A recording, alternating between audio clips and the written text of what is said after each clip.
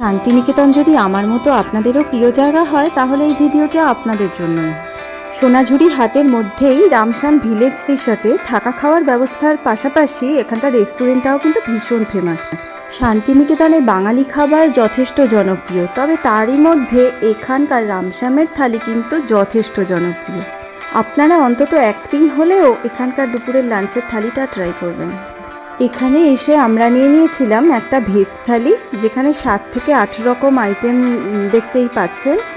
আর এই প্লেটটার দাম ছিল 190 টাকা, যার মধ্যে ছিল ভাত, শুক্তো, ঘি, শাক ভাজা, বেগুন ভাজা, ডাল, আলু পোস্ত, চাটনি, স্যালাড, পাঁপড় আর গরম গরম গুড়ের পায়েস। এছাড়াও আমরা আলাদা করে অর্ডার করেছিলাম 1 প্লেট চিকেন কষা, যার দাম পড়েছিল 250 টাকা, আর 1 প্লেট দই কাতলা, যার দাম পড়েছিল 270 টাকা। এখানকার প্রতিটা খাবারের আইটেমই ভীষণ ভীষণ টেস্টি ছিল। আর এখানকার থালির আইটেমগুলোর মধ্যে যদি কোনো আইটেম বেশি ভালো লাগে তাহলে এটা বারবার করে নেওয়াও যাবে, যেমন আমি পায়েসটাই নিয়েছিলাম। আর আফটার লাঞ্চ আমার মতো আপনাদেরও নিশ্চয়ই সোনাঝুরি হাটে কেনাকাটা করতে আরও অনেক অনেক বেশি ভালো লাগবে।